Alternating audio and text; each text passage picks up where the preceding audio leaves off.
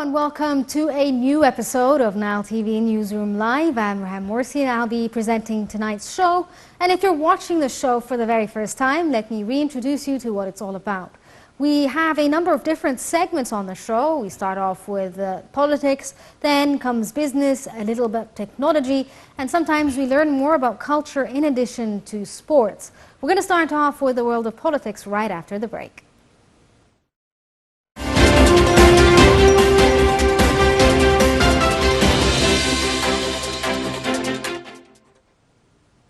We start off with President Abdel Fattah al-Sisi starting an African tour that will take him to Angola, Zambia and Mozambique.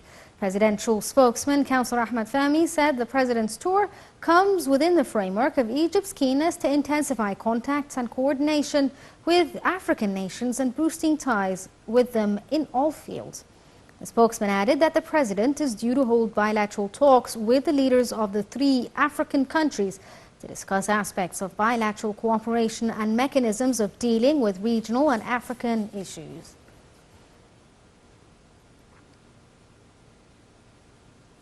Also earlier today, President Abdel Fattah al-Sisi said that Egypt will be declared free of hepatitis C according to the WHO standards. The president was speaking at the inauguration of the Africa Health ExCon 2023. He said Egypt is keen to transfer expertise to the African nations. The president also said Egypt is ready to play a positive role in the development of the health sector in Africa. Cairo hosted the 2nd Africa Health ExCon at Al Manara on Tuesday. The event, the largest annual medical exhibition and conference in Africa, is attended by healthcare stakeholders. The theme of this year's event is placing Africa as a continental hub for health innovation and trade. Addressing the inaugural session, General Bahauddin Zidane, head of the Unified Procurement Authority, and the Africa Health ExCon is a gate for the African continent and for the Egyptian state towards innovation and trade. He described the event as a platform to connect global healthcare buyers, suppliers, and give a chance for all healthcare partners to interact together. And joining us over the phone to tell us more about the Health ExCon is Dr. Islam Anand, a lecturer of health policy and health economics. Good evening to you, sir. Good evening, and good evening to all your audience. Thank you so much for joining us. Sir, what do you think of the Health ExCon? Why is this a significant event? So, although the voice is a little bit distant, I can barely hear you, but if you're talking about the African ExCon this year, we are witnessing the 2nd version after the successful 1st version last year. And the most significant difference this year than the previous one as well is we do have 90 countries contributing and participating in the African ExCon conference this year. Yes. And it's considered a very important step in terms of collaborating the effort and in terms of healthcare service providing and in terms of the success programs that the African countries have actually achieved during COVID and during the public health initiatives. And it will be a good opportunity as well to share what was happening the previous year. So the first important point to participate, and as President Sisi declared this morning, is the success of the presidential initiatives. Yes. Specifically, we are talking about the hepatitis C presidential initiative and what has been achieved. And talking about the hepatitis C, and it's very important to mention that we do have 2 presidential initiatives. One national one, which is concerning the elimination of hepatitis C inside Egypt, and another one, which is the elimination of hepatitis C in Africa. Yes. So for the national one, and as declared by Dr. Khaled Abdel, the Minister of Health as well, we managed from 2018 till 2020 to screen 59 million Egyptian citizens. So we are speaking about the biggest screening campaign ever happened historically or even in terms of any viral disease worldwide. And we screened from the 50 million Egyptian citizens to end up with around 3 million hepatitis C patients that have been treated for free inside the Ministry of Health premises. And having said that, it was declared by the WHO that Egypt now is free of hepatitis C. Next week, we'll be celebrating the declaration of Egypt free of hepatitis C. This Thursday, in 2 days, there will be an important session in the African ExCon to declare the success of the presidential initiative and as well as the African initiative, because even for hepatitis C, we initiated a very important presidential initiative with 5 African countries to help eliminating or treating 1 million cases of hepatitis C. So Nigeria, for example, will be discussing that. The President also spoke about mechanisms of conveying the Egyptian expertise when it comes to this fact to other African nations. How is this going to happen? So usually, and as happened last year, there will be on the margin of the conference a lot of meetings and a lot of memorandum of understanding signing in terms of healthcare service providing, collaborating in terms of infrastructure. So, Egypt got the oldest plans for manufacturing medications and medical supplies. Yes. And currently we are number 2 in the Middle East and Africa in terms of exporting and number 1 in Africa. So helping in infrastructure in the African countries will be in the top priority on the agenda of the conference. Another thing which is very important, which is human resources capacity building. The trainings and how to help the African continent and healthcare system there to establish good resource infrastructure in terms of HCP, healthcare professionals, and in terms of system, whether system centricity or focusing on patient centricity and having better health parameters and better health indicators, which will be the target of the WHO for 2030 for the African continent. The theme for this year's event is placing Africa as a continental hub for health, innovation, and trade. Under this theme, do you think that this is something that is achievable by the African continent? I'm still getting a bit of difficulty getting the question. Maybe the voice is a bit distant. If you can repeat again the question, I'll be very honest. Yes, sure. The theme for this year's ExCon is basically that placing Africa as a continental hub for health, innovation, and trade. Is this something that is achievable for the African continent?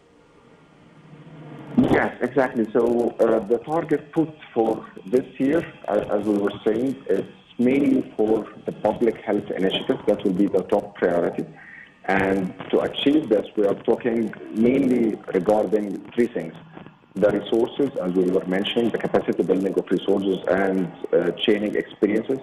The second one will be technology transfer. So we are talking about Egyptian genome program. We are talking about the virus elimination program. We are talking about as well how we can transfer the vaccine manufacturing and having a hub in Cairo, which will be an African hub for exportation. And finally, sharing the expertise in terms of outcome, the health outcome, having better key performance indicators on how to achieve the vision of 2030.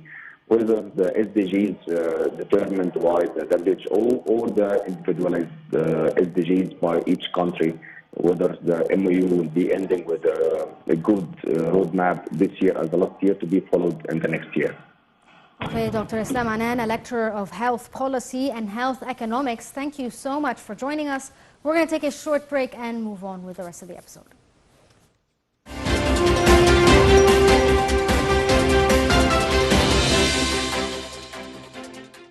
Minister of Foreign Affairs Sameh Shoukry said that Egypt seeks stronger cooperation with BRICS, a bloc, stressing that the current global crisis requires urgent dialogue among developing countries on ways to promote peace and prosperity.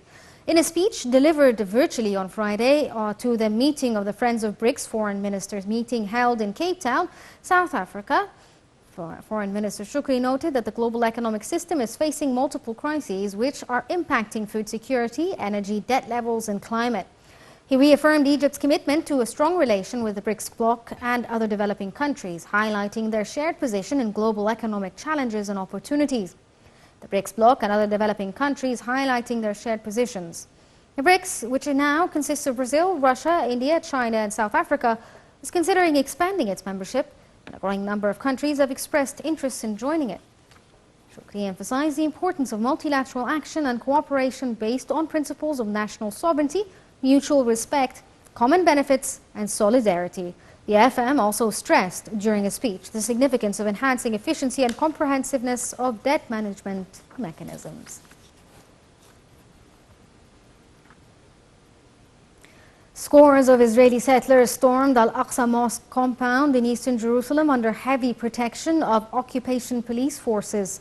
Palestinian sources in Jerusalem said that settlers carried out provocative tours inside Al-Aqsa Mosque and performed Talmudic rituals in eastern parts of the mosque.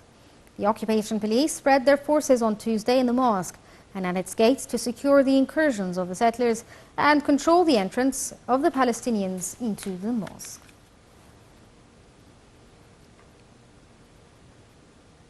Kuwait on Tuesday holds its second legislative elections in 9 months in a bid to resolve a grinding political crisis that has seen parliament repeatedly dissolved and reinstated, hindering economic reforms.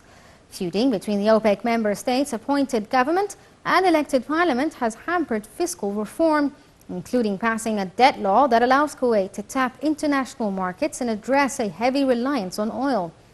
Kuwait's last election was in September 2022. An opposition candidate made gains and which was called to replace the 2020 parliament, which had been dissolved in a bid to end political bickering. The 2022 vote was nullified in March and parliament reinstated under its 2020 composition.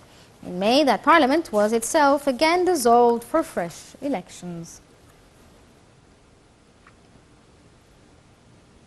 Senior U.S. and Chinese diplomats held candid and productive talks in Beijing and agreed to keep open lines of communications to avoid tensions from spiraling into conflict, officials said Tuesday. Daniel Crettenbrink, Assistant U.S. Secretary of State for East Asian and Pacific Affairs, was the most senior U.S. official, confirmed to have visited China on Monday. Tensions between Washington and Beijing soared over the shooting down of a Chinese spy balloon over the U.S. in early February. U.S. Secretary of State Antony Blinken at the time postponed a planned trip to China, and Beijing was since largely rebuffed attempts for official exchanges. China's Foreign Ministry said Kurtenbach and Vice Foreign Minister Ma Zhao had candid and constructive communications to improve China-U.S. relations and manage differences. Beijing said it had stated its solemn position on Taiwan and other issues, and that the two sides had agreed to maintain communications. The U.S. State Department also said the two officials held discussions as part of the ongoing efforts to maintain the open lines. CIA Director William Burns last month reportedly took a secret trip to Beijing. In other signs, the two sides are interested in restoring communications through various channels.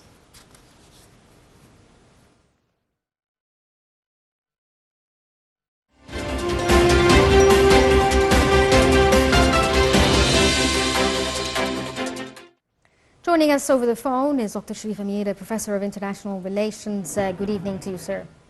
Good evening. Thank you for joining us. Sir, what do you think of the meetings between top U.S. officials and Chinese officials yesterday? I didn't hear the question well, please. I was asking, sir, what do you think of the meetings between top officials or senior officials from both the U.S. and China yesterday? Is this significant when it comes to restoring relations? Between the Chinese and the U.S.? Yes. Well, we all know that the tensions are very high now between the two countries.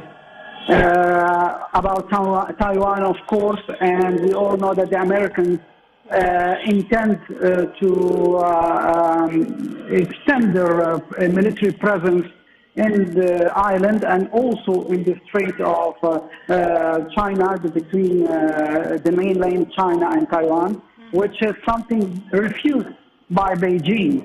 And they stressed many times that they would not allow any American presence, whether in the water or in the skies, because this is considered as part of China. We have seen that this was a near, very close, near confrontation that would have been a disaster that would trigger a confrontation between both countries. Yes. Of course, the Secretary of Defense of the United States, Lloyd Johnson, urged his Chinese counterpart to sit and talk, but I think that the Chinese are very obvious that the facts on the ground do not show the goodwill of the Americans to sit and talk. They have to cease their presence in the waters of South China Sea because this is a violation, according to the Chinese, of the Chinese sovereignty. And they would not sit and talk until the Americans would not deploy any more battleships in this territorial waters. Seems that with the meetings between these two senior officials and also talks of a secret meeting between the CIA director and a Secret Service official as well in China, could be a sign that they are trying to have a backdoor open for the return of normalcy? Is this correct? Well, the Americans are trying to minimize the confrontation. They know they're in hot waters. They know that they are going through a dangerous confrontation. China is not an easy enemy to confront for the Americans. So I think that the director of the CIA wants to be as a link, as a diplomatic link, because we have seen between the heads of the military, the Chinese do not wish to talk. On the diplomacy level, there is no exchange except formal exchange. So I think that he wants to be a link. But I think that the Chinese are very clear. They want facts on the ground. Yes. Whether the CIA director intervenes, whether Joe Biden himself intervenes, there is red line for the Chinese, and they are committed to their own national sovereignty. They do not wish to see U.S. military presence in the territorial waters. They do not wish to see the deployment of forces, U.S. forces on Taiwan. They do not wish to see the airplanes of the United States monitoring the space in this zone specifically. Yes. The Chinese are not happy with all that. So I think they will accept to transmit messages to Washington that Beijing is not going to wait long until what exactly took place in Ukraine and Russia. That means that there will be a huge danger for the Chinese mainland, starting from Taiwan. Yes, sir, we spoke right now, or you spoke right now about Taiwan and how this was a sticking point between the U.S. and China, in addition to military drills by the U.S. But do you think that the grain, I suppose, that broke the straw that broke the back of the camel was the fact that China is somehow on the sidelines when it comes to Ukraine? They're not declaring support for the Ukraine or condemning Russia, for instance. Well, I think that the Americans want to copy exactly the Ukrainian scenario with China. China is claiming that it has its own sovereignty in the Chinese mainland. They do not wish to see any American presence. Well, American presence is also just like the NATO issue in Ukraine. So the Chinese are looking at the matter as the same. They're looking that the Americans were not worried about the Chinese position or sanctioning China for its position towards the Ukraine conflict. They see the Americans copying the same scenario that took place in Ukraine. They're doing the same thing as with Taiwan. It's a spearhead. They're using it to attack the sovereignty of China. And let's not forget that what took place in Ukraine and Russia, it was the same thing: deployment of U.S. armaments, deployment of forces on the borders, and Taiwan is just a few miles from mainland China, so it's dangerous for China. Okay, Dr. Sharif Amira, Professor of International Relations, thank you so much for joining us. We're going to take a short break and move on.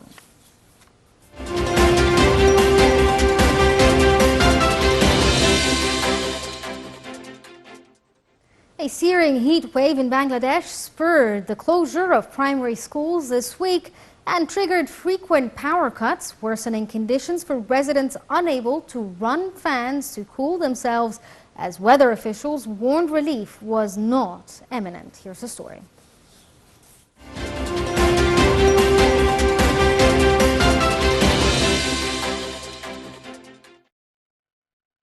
A searing heatwave in Bangladesh spurred the closure of primary schools this week and triggered frequent power cuts, worsening conditions for residents unable to run fans to cool themselves, as weather officials warned relief was not imminent.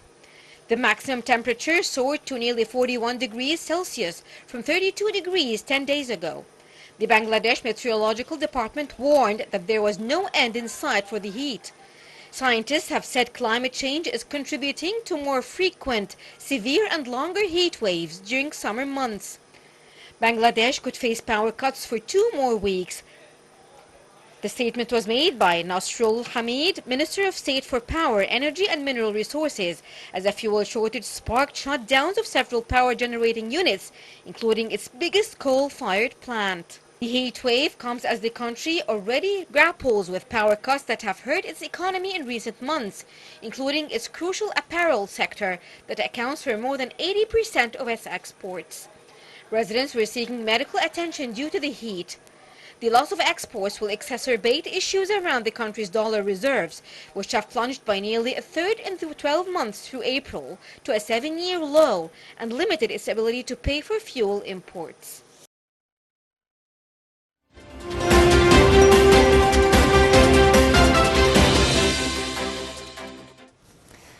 And moving on to the world of business, where a press conference was held by the cabinet over the signing of a document between Cairo and Abu Dhabi for the project to produce electricity for wind power.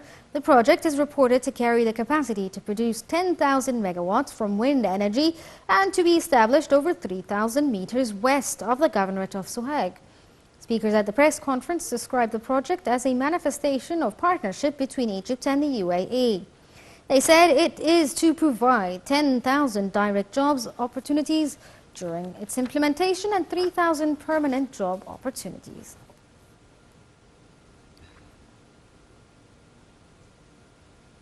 Saudi Arabia's planned mega city Neom secured 21 billion riyals or $5.06 billion in financing and finalized contracts to develop the first phase of housing expansion for its workers.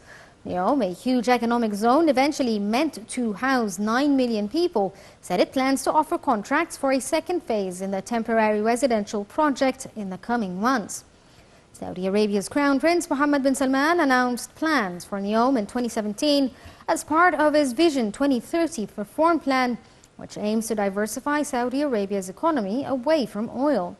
The kingdom's sovereign wealth fund is the cornerstone investor in Neom, a 26,000 square kilometer high-tech development on the Red Sea, with several zones including industrial logistical areas.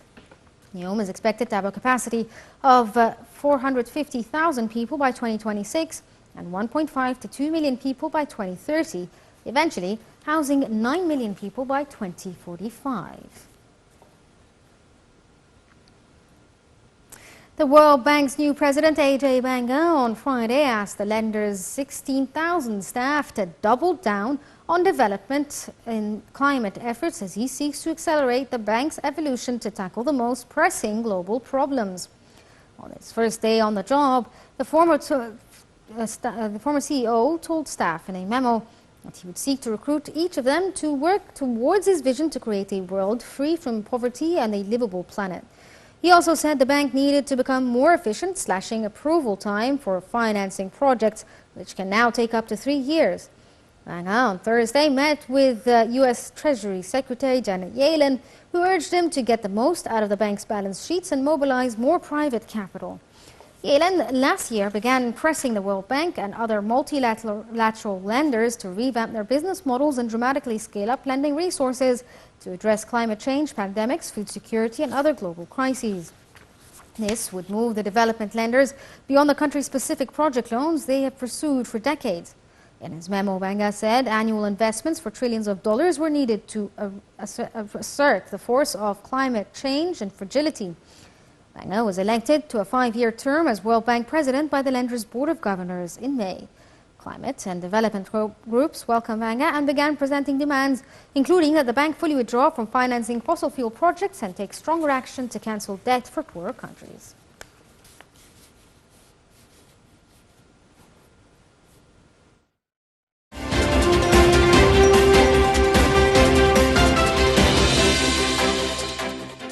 Joining us over the phone to tell us more about this is Dr. Mohammed Rushdi, an economic expert. Good evening to you, sir. Hello, good evening. Thank you so much for joining us. Sir, what do you think of the World Bank's new president's statements about doubling down when it comes to climate efforts and financing climate efforts?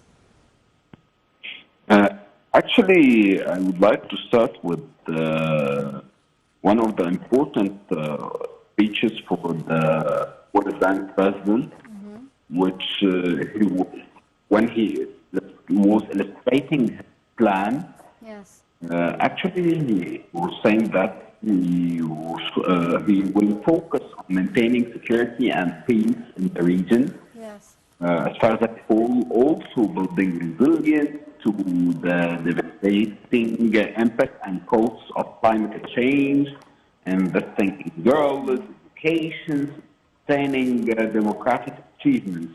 Yes. As far as I recall, over the last few years, the World Bank has faced an unprecedented stage of crisis. As you know, and the audience, the World Bank Group has led through this crisis with a clear focus on the rapid and impactful support. Also, World Bank Group responses to the development reversals, including raising poverty rates, backsliding in access to electricity and clean water, and setbacks in the foundational learning skills due to school closures. Yes. As you know, and our audience, the COVID-19 pandemic cost millions of lives, caused massive job losses and disrupted supply chains. It leads to the loss of more than 1 full year of education for 1 billion children around the world, which underscored the urgency of a strong recovery in education. Also, the pandemic triggered extraordinary policy responses with macroeconomic consequences still being felt. Yes. Inflation soared, with governments providing massive financial and monetary support to counter the pandemic, especially in the advanced economy. Yes. After that, when the entire world was extremely optimistic that we overcome the COVID, unfortunately, the war in Ukraine triggered the outright shortage of fuel, food, and fertilizers. Yes.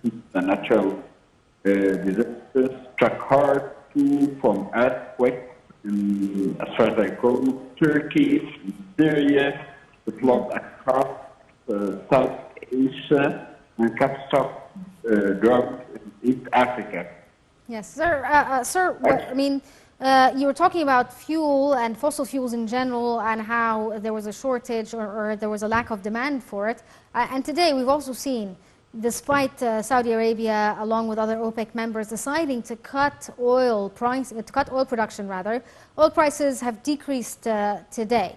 Do you think this is related to what the World Bank or other financing institutes have to do when it comes to financing clean energy and financing clean climate change businesses or actions? In my humble opinion, World Bank is working on around four or five main pillars. One of them, which is the clean energy,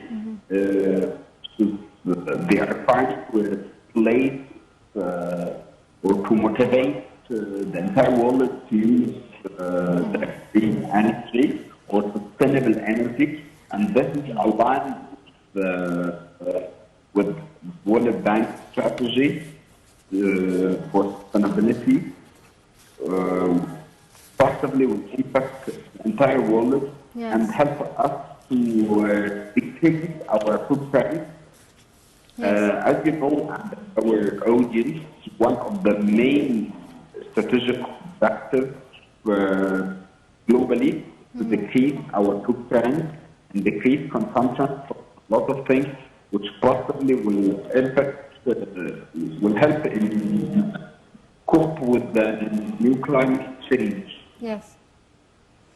Okay, Dr. Mohammed Rushdi, an economic expert, thank you so much for joining us over the phone. We're going to take a short break and move on with the rest of the episode.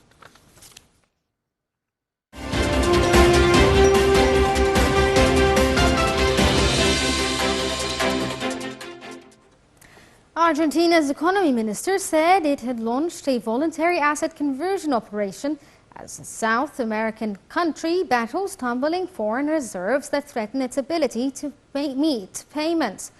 The ministry last week said it was studying a swap to bring financial relief to the country's cash-strapped treasury. The swap of domestic debts takes into account debts with maturities in June, July, August and September to be replaced by new contracts with maturities between August 2024 and January 2025 and will be carried out next Thursday. A major drought this year has helped deplete Argentina's foreign reserves, with the government trying to rebuild to cover trade costs and make future debt repayments, as well as meet the economic target of its $44 billion loan program with the IMF. Australia's central bank on Tuesday lifted the benchmark interest rate for a 12th consecutive time to 4.1% and warned further rises could follow. The Reserve Bank of Australia boosted the cash rate by 0.25 percentage point at its latest monthly meeting that followed a higher than expected 6.8% annual inflation rate reported from the January to March quarter. Reserve Bank Governor Philip Lowe said it would take time for inflation to fall to the target of 2% to 3%. The cash rate is now at its highest level since April 2012, when the bank first started jacking up interest rates in June 2022.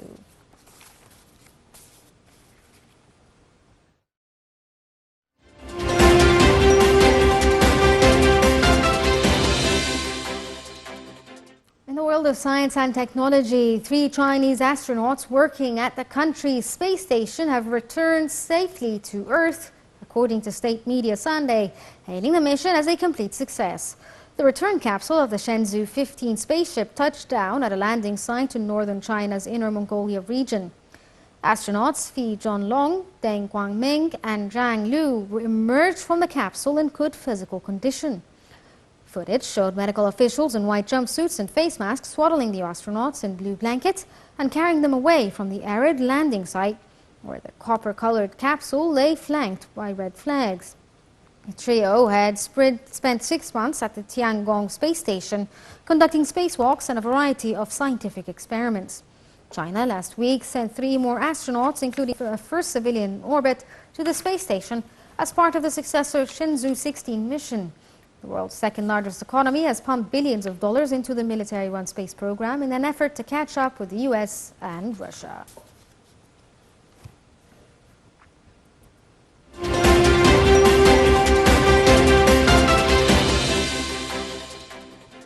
In the arts and culture, media professionals and most prominent figures celebrated the 89th Egyptian Media Day at Cairo Opera House. The documentary on the great media icon Hassan Hamid, who is the former head of this channel right here, Nile TV International, was celebrated and recognized for his role in upgrading the Egyptian TV and radio services. Nile TV's international correspondent Minat Dessouy attended the celebration and filed in this report.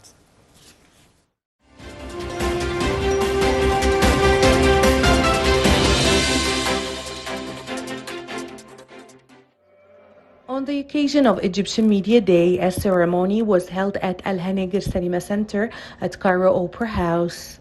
Egyptian media figures were invited by specialized Nile Channel sector to attend a documentary film called Al-Ustaz, or The Professor, dedicated to the great Hassan Hamid, the Egyptian media icon. The film celebrates his achievements and his journey of giving in the field of media. Happy anniversary for all of the Nile TV staffers and for all the Nile TV audience. Happy anniversary. The great media icon Hassan Hamid is the pioneer of the development movement of the Egyptian media. He was the media attaché at the Egyptian embassy in Japan, the founder of Nile TV International, and the former head of the Egyptian Radio and Television Union. Founder of Nile TV International, former head of the Egyptian Radio and Television Union, Hassan Hamid. Hassan is a wonderful leader and a good friend. He is enjoying an excellent, spirited heart. He can affect people to work in peace and harmony, and therefore I'm here today to show some gratitude for him and also watch a wonderful movie produced by a young fellow working in the radio and television magazine, and also by the production sector. And I'm looking forward to enjoy an hour of documentary about a wonderful man, and I hope this movie will be shown on many television screens. The documentary film The Professor celebrated also the career of the great media figures Afif Tubala, the first head of Nile Drama Channel, and Shwikar Khalifa, the advisor of the head of specialized Nile channels for animation and graphics from 2003 to 2010. This special event was attended by a large number of senior journalists and public figures, including the famous singer King Mohammed Munir. Greetings to all media icons in Egypt who proved that media is a respected profession and a constant love for its pivotal role in strengthening the national identity and history of Egypt. We are all proud that we are the sons of the great Hassan Hamid, former head of the Egyptian Radio and Television Union. We learned from him a lot with his professionalism, calm atmosphere, and leadership. Happy Media Day من الدسوقي Nile TV International.